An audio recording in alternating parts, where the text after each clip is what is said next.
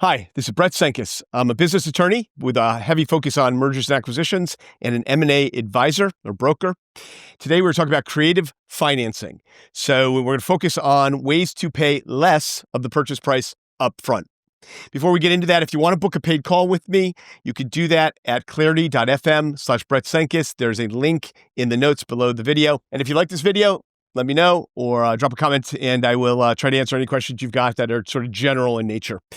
Okay, creative financing. And this comes in a lot of different forms. Today, we're going to talk about how to finance the purchase of a business creatively, specifically with a focus on how to pay less of the purchase price upfront or at the closing. So in other words, we're not talking about paying less total, less in all. We're not talking about using less of your money necessarily, like using your equity or equipment financing. We're talking about you've agreed on a purchase price with a seller and you are trying to bring less money to the closing, right? That's what we're talking about. And that's going to come in a few different forms. Primarily we'll talk about 4 or 5. It's really 4.5. So number 1 and number 2 are deferred payments or seller financing. And this is the 1A and 1B. These are sort of two sides of the same coin, if you will. So let's start with seller financing. It's easy to understand. So let's say you're buying a business for $2 million. You're willing to put $500,000 down. And the way you're going to finance the other $1.5 million is by having the seller carry the financing, right? Carry back a note, if you will. What this is the seller is now a lender. The seller sometimes will have a lien on the assets and equity of the business.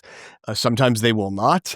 Sometimes they'll be behind a first lien if you had bank financing. But let's just use the example I started with. It's a $2 million business. You're putting $500,000 down. The seller's going to carry $1.5 million of financing, and you will pay the seller over time. You will have a promissory note. The note will call for payments, and they can be just one big payment at the end. They could be quarterly payments. They could be monthly payments. They could be in advance and arrears. They almost always will have interest. You should have interest if it's a note for IRS purposes, but it could be whatever is negotiated. You could pay interest only. Lots of different ways to do this, but you were going to pay the seller the balance of the money over time. But that seller is guaranteed that $1.5 million pursuant to this note, the same way as if they were a lender, it was an SBA loan. It's just the seller. That is seller financing. Now, that's 1A. The 1B part is just deferred payments. And really, it's a type of seller financing, but it just gets framed up and presented differently. And it's also a shorter period of time. So what this looks like is, hey, I will pay you, it's a $2 million business. Let's stick with that. I'll pay you $1.5 million today. And in 6 months, I'll pay you another $500,000. Or in 6 months, I'll pay you $250,000. And in a year, I'll pay you $250,000.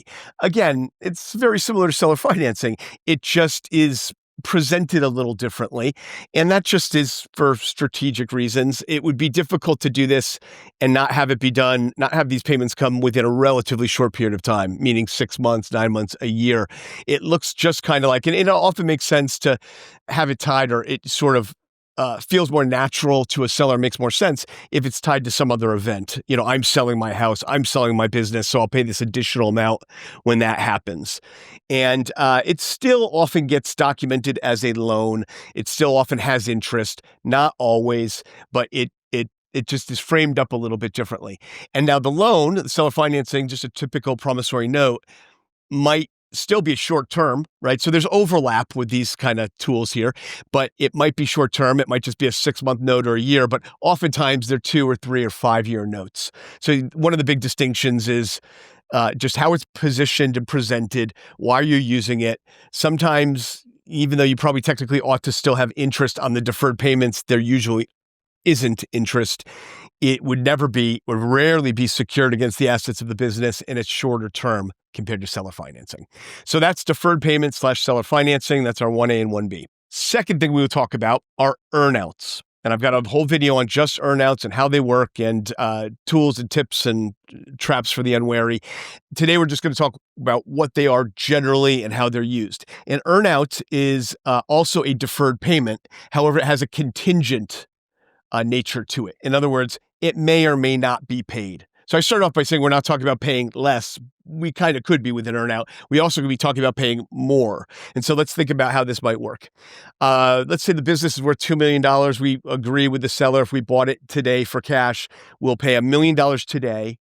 And depending on certain things happening, right, or not happening, we're going to pay more money later, right? So a common earnout might look like if the revenue of this business goes up 10% next year, right? If I make more money, right? Or if we transition 90% of the customers over to under my ownership, they remain, we're able to retain that percentage of customers, then I'll pay you an extra 1.25 million. So in other words, there's this allocation of risk aspect of it. Earnouts aren't used just solely to kick the can on paying upfront. They're also used most often, to allocate risk, and then sometimes used just to bridge a valuation gap. Because what you're doing with the seller is saying, look, you're going to take some risk here that you don't get any more money, but in return, if things work out the way I expect, you'll get even more money.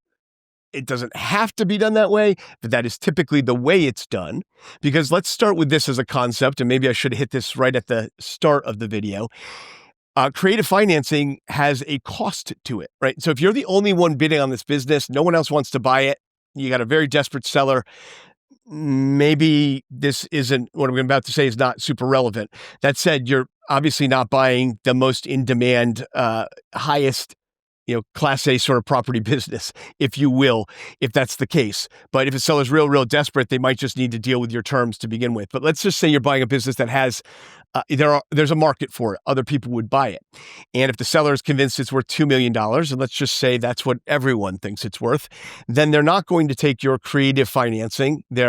I'll pay you, you carry the financing, or I'll pay you on deferred payments, or any of the things we'll talk about today, unless you paid them more, right? I mean, when you ask for a very creative structure, you're going to have to give something back to the seller to do that, right? In some manner, just economics 101, it's got to be accounted for in some way in the negotiation.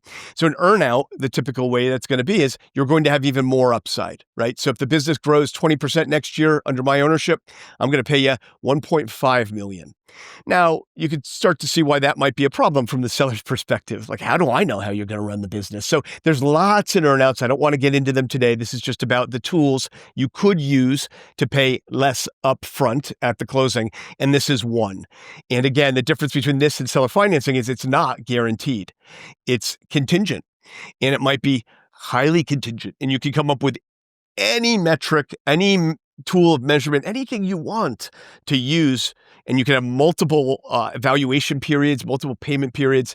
Typically, earnouts are all over within a couple of years. It would be really rare to see them go beyond 2 years, and oftentimes they're just a year. It's the next calendar year we need to see something, or if it comes to transferring employees and customers, it might be even shorter than that. But that's tool number 2. Tool number 3 for paying less money upfront for a business is ongoing payments, consulting payments, or salary or wages, if you will. So, and this is not as sort of strong or as commonly used because it's a little bit of a tougher sell, but it is used sometimes, and so you need to think about it. And what this would look like to the seller is, I'm not going to pay you as much for your business, but I'm going to pay you on an ongoing basis as a consultant, as an employee, right? And so why that's less favorable to a seller, it is more favorable to a buyer, is the taxation of those payments is usually less favorable.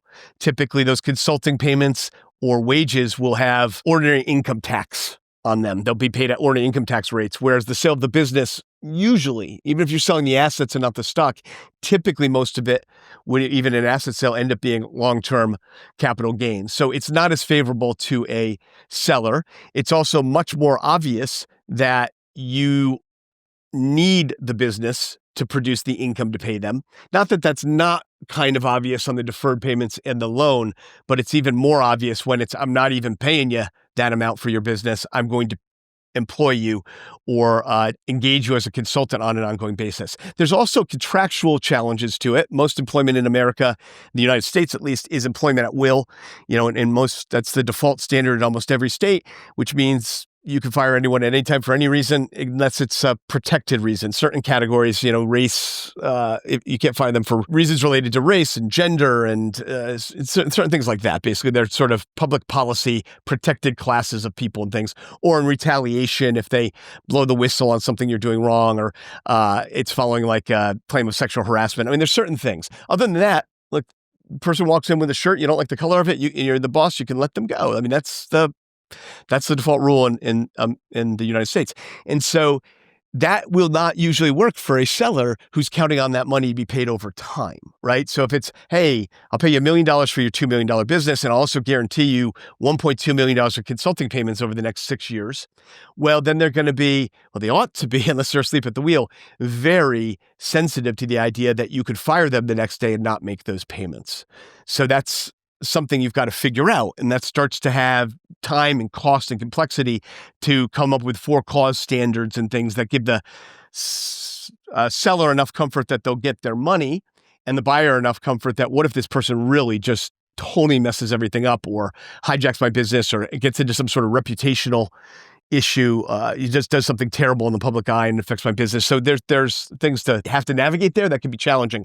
So less used, but still a tool. The fourth tool for paying less money for this business upfront today is buying just part of the business. Right? So let's think about this as you're purchasing the stock of a business. Maybe you buy 51% of it today.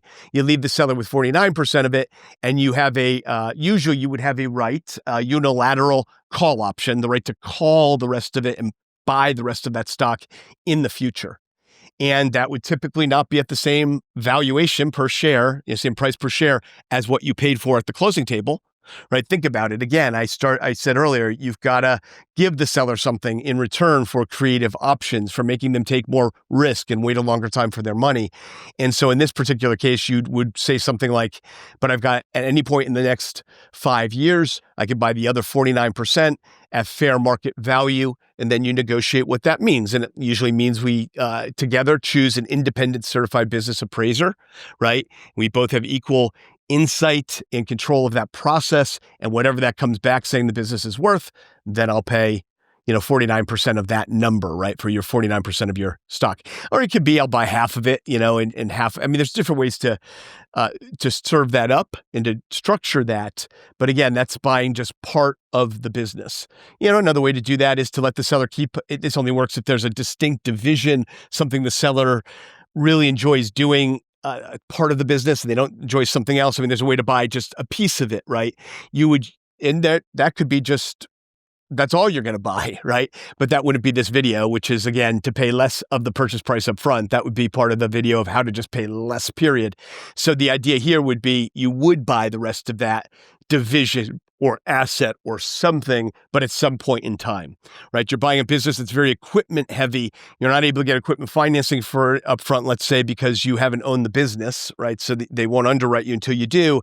Well, maybe there's a world in which you buy everything but the equipment, right? You buy the value, you buy the customers and the goodwill and all that other stuff.